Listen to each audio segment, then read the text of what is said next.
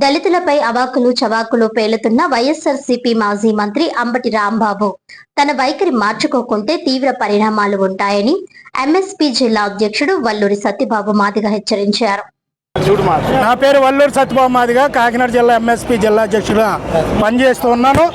కృష్ణమాది గారి ఆధ్వర్యంలో ఏదైతే వైసీపీ ప్రభుత్వంలో అంబటి రాంబాబు అనే ఆంబోతి రాంబాబు ఉన్నాడు, దళితుల మీద అవాకులు చవాకులు పేలుతున్నావు రాంబాబు.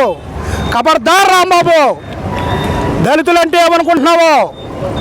ఒళ్ళు దగ్గర పెట్టుకుని మాట్లాడు. ఈవేళ దళితుల మనోభావాలు బాధపడే విధంగా, దెబ్బతినే విధంగా నువ్వు మాట్లాడుతున్నావు. అయ్యా జగన్మోహన్ రెడ్డి, ఇదా నువ్వు నేర్పించే క్రమశిక్షణ? ఇదే ఆంధ్రప్రదేశ్లో మీ ప్రభుత్వం చేసే క్రమశిక్షణ?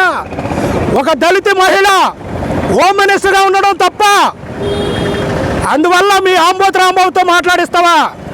ఖబర్దార్ రాంబాబు, మేము దళితులు అందరూ నీ వ్యవహారాలు చూస్తున్నాం, నీ మాటలు ఆలకిస్తున్నాం. కనుక నువ్వు ఏదైతే అవాకులు చవాకులు పేలావో ఇమీడియట్గా క్షమాపణ చెప్పాలి. లేదంటే నువ్వు ఏ ప్రభుత్వంలో ఉన్నా, ఏ వైసీపీ ప్రభుత్వానికే నష్టం జరుగుతుంది. ఎంఆర్పిఎస్ విధానం ఏంటో, దళితుల విధానం ఏంటో జగన్మోహన్ రెడ్డి గారికి తెలుసు, నీకు తెలుసు. అయినా దళితుల్ని అంత చిన్నగా చూస్తున్నావు. మీకు బాగా అలవాటేమో వైసీపీ ప్రభుత్వంలో దళితులు చిన్న చూపు చూడడం.